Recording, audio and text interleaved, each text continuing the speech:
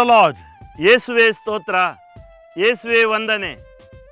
ಆತ್ಮೀಯ ಸಹೋದರ ಸಹೋದರಿಯರೇ, ನನ್ನ ಸ್ನೇಹಿತ ವೈಟಸ್ ರಸ್ಕಿನ್ನ 2010ನೇ ಇಸ್ವಿಯಲ್ಲಿ ಪಾಸ್ಕ ಹಬ್ಬದ ಭಾನುವಾರ ಒಂದು ಶಾಕಿಂಗ್ ನ್ಯೂಸ್ ಕೊಟ್ಟ. ಸ್ವಾರ್ಥೆಯಲ್ಲಿದ್ದ, ಹಾಡಿನ ಮೂಲಕ ಸ್ವಾರ್ಥೆಯನ್ನು ಸಾರುತ್ತಿದ್ದ, ಬಡಬಗ್ಗರು, ನಿರ್ಗತಿಕರು, ನಿರಾಶ್ರಿತರನ್ನು ನೋಡುತ್ತಿದ್ದ ಅವರ ಧರ್ಮಪತ್ನಿ ಮರಣಾವಸ್ಥೆಯಲ್ಲಿದ್ದಾರೆ. ವೈದ್ಯರು ಹೇಳ್ತಾರೆ ಆಕೆ ಬದುಕುಳಿಯೋಲ್ಲ. ತಕ್ಷಣ ನನ್ನ ಮನಸ್ಸಿಗೆ ಬಂತು, ಈ ಸಹೋದರಿ ಯೇಸುವಿನ ಸೇವೆಯನ್ನು ಮಾಡುವ ಸಹೋದರಿ, ಮಂಗಳೂರಿನ ಕಾರಿನ್ ರಸ್ಕಿನ್ನ. ಈ ಸಹೋದರಿ ಮಾಡಿದ ಆ ಕಾರ್ಯ 160ಕ್ಕಿಂತಲೂ ಅಧಿಕ ಜನರನ್ನು ಬೀದಿಯಿಂದ ಎತ್ತಿ ತಂದು ತನ್ನ ಮನೆಯಲ್ಲೇ ಸಾಕುತ್ತಿದ್ದ ಆ ಸಹೋದರಿ ವೆನ್ಲಾಕ್ ಆಸ್ಪತ್ರೆಯ ಬಳಿ ಇರುವ ಪ್ರತಿನಿತ್ಯ ಅಲ್ಲಿ ನಿರ್ಗತಿಕರು, ನಿರಾಶ್ರಿತರು 200ಕ್ಕಿಂತಲೂ ಅಧಿಕ ಮಂದಿಗೆ ಊಟವನ್ನು ಉಣಬಡಿಸುತ್ತಿದ್ದ ಸಹೋದರಿ.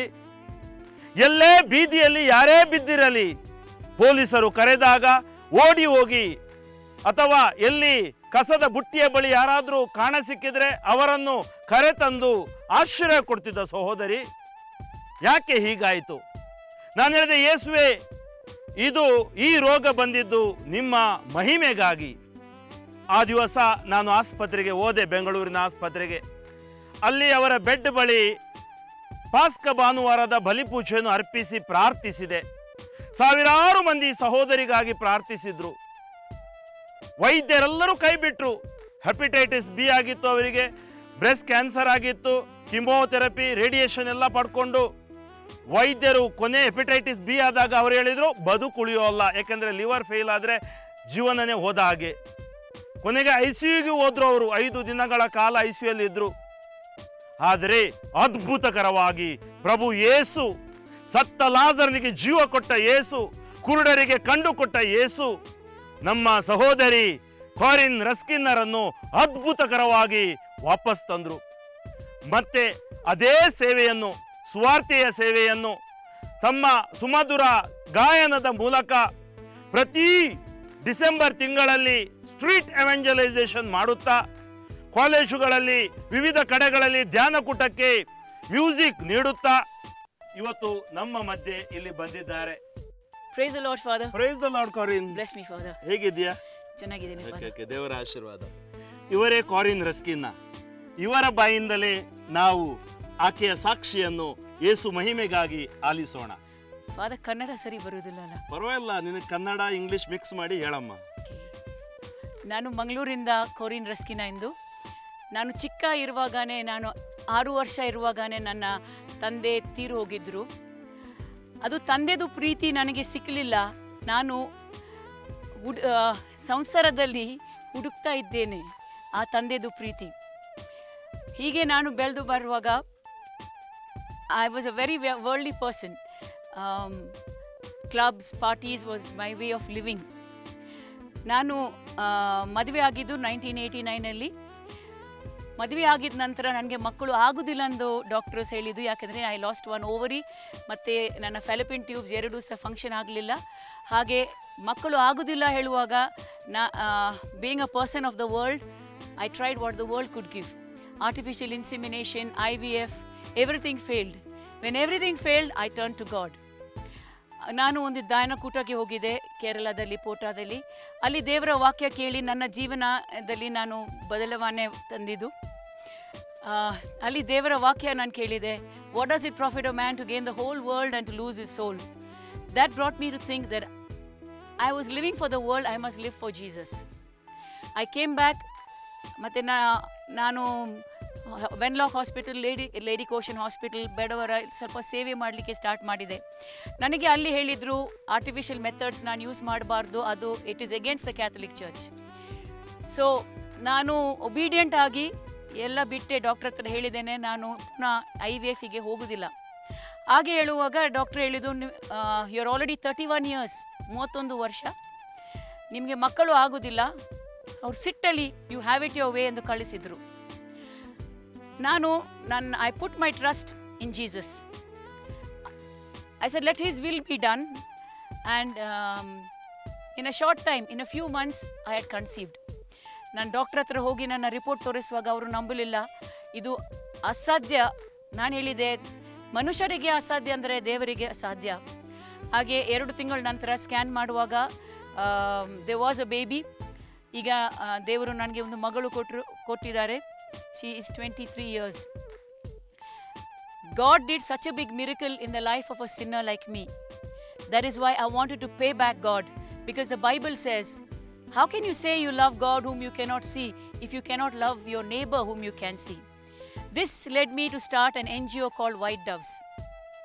White Doves, born to care, born to share. My brethren, that you do unto me. As this work was going on, suddenly I was diagnosed in 2010 with 3rd stage breast cancer. ಎಲ್ಲರೂ ಹೇಳಿದರು, ಕೋರಿನ್ prayer ಮಾಡ್ತಾಳೆ, ಕೋರಿನ್ ಬಡವರ ಸೇವೆ ಮಾಡ್ತಾರೆ, ಯಾಕೆ cancer ಆಗಿದೆ ಎಂದು. ನಾನು ಒಂದು ದಿನ ಸಹ ದೇವರ ಹತ್ರ ಕೇಳಲಿಲ್ಲ ಯಾಕೆ ನನಗೆ ಕ್ಯಾನ್ಸರ್ ಆಗಿದೆ ಎಂದು. ನಾನು ಮನುಷ್ಯರಲ್ಲಿ ನಂಬಿಕೆ ಇಟ್ಟಿದ್ದು ನನ್ನ ದೇವರ ಮೇಲೆ. ನನಗೆ ಖಂಡಿತವಾಗಿ ಗೊತ್ತಿತ್ತು, ನನ್ನ ದೇವರು ನನ್ನ ಕೈ ಖಂಡಿತವಾಗಿ ಬಿಡುವುದಿಲ್ಲ. ಹಾಗೆ ನಾನು ಸರ್ಜರಿ, ಕೀಮೋಥೆರಪಿ, ರೇಡಿಯೇಷನ್ ಎಲ್ಲ ಟ್ರೀಟ್ಮೆಂಟ್ ಆಗಿದ ನಂತರ ನನಗೆ second blow, acute hepatitis B. ಅದರಲ್ಲಿ ನನ್ನ ಲಿವರ್ ಕಂಪ್ಲೀಟ್ಲಿ ಡೆಡ್ ಆಗಿದ್ದು. Good Friday I was bringing out blood, vomiting blood. That's all I remember. Then my husband took me to hospital. ಅಲ್ಲಿಂದ ನಾನು 8 ದಿನ ಕೋಮಾದಲ್ಲಿದ್ದೆ. ಡಾಕ್ಟರ್ಸ್ ಹೇಳಿದ್ದು, ಒಂದು ರಾತ್ರಿ ಸಹ ನಾನು ಇರುವುದಿಲ್ಲ. ಎಲ್ಲರೂ ಡಾಕ್ಟರ್ ಹೇಳಿದ್ದು ನಂಬಿದ್ರು, ಮಾತ್ರ ನನ್ನ ಗಂಡ ಖಂಡಿತವಾಗಿ ದೇವರು ಅದ್ಭುತ ಮಾಡ್ತಾರೆ ಎಂದು ನಂಬಿ ಫಾದರ್ ಫ್ರಾಂಕ್ಲಿನ್ನಿಗೆ, ಬ್ರದರ್ ಟಿ ಕೆ ಜಾರ್ಜಿಗೆ, ಬೇರೆ ಇತರವರಿಗೆ ಫೋನ್ ಮಾಡಿ ನನ್ನ ಹೆಂಡತಿಗೆ ಪ್ರೇಯರ್ ಮಾಡಿ ಎಂದು ಹೇಳಿದರು. ಮಿರಾಕ್ಯುಲಸ್ಲಿ ನನ್ನ ಲಿವರ್ ಎನ್ಸೈಮ್ಸ್ 5300 ಟಚ್ ಆಗಿ ನನ್ನ ಲಿವರ್ ಕಂಪ್ಲೀಟ್ಲಿ ಡೆಡ್ ಎಂದು ಡಾಕ್ಟರ್ಸ್ ಹೇಳಿದರು. ಈಗ every organ will fail and I will die before night. But with the power of prayer, Father Franklin came and celebrated the Holy Eucharist. The power of the Holy Eucharist, Jesus that I received, gave me new life, gave me a new liver. My liver, which was dead, revived the very next day. From 5300, my liver enzymes dropped to 700. The doctors all declared that it is a miracle, but they said it is dangerous, because if I was responding, it should have come down gradually. The sudden drop from 5300 to 7 was definitely the hand of God. From there, I recovered, and miraculously, within 3 months, when I did a viral load test against medical science, I am healed completely of acute hepatitis B. 2012, 2017, last week, twice I've done the PET scan to see, because 18 nodes were positive for cancer. But praise God, there's no cancer cell in my body. I give all praise and glory to God who has done mighty things in the life of a sinner like me. ಎಲ್ಲರೂ ನನ್ನ ಕೈ ಬಿಟ್ಟರೆ ದೇವರು ಖಂಡಿತವಾಗಿ ನನ್ನ ಕೈ ಬಿಡಲಿಲ್ಲ. Today, I am working with full zeal and zest to spread the kingdom of God and to tell people Jesus is truly alive and He does mighty things. Praise the Lord.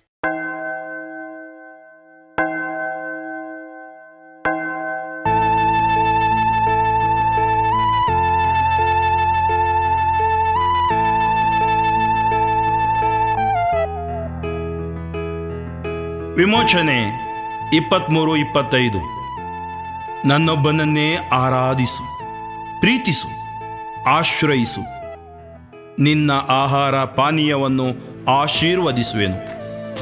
ರೋಗ ಬಾಧೆಯಿಂದ, ಕಷ್ಟ ಸಂಕಟದಿಂದ ಕಾಪಾಡಿ, ಶಾಪದಿಂದ ಬಿಡಿಸಿ, ಬಂಜತನವನ್ನು ದೂರ ಮಾಡಿ, ಶತ್ರುಗಳಿಂದ ರಕ್ಷಿಸುವೆನು. ಇದು ದೇವರ ವಾಗ್ದಾನ.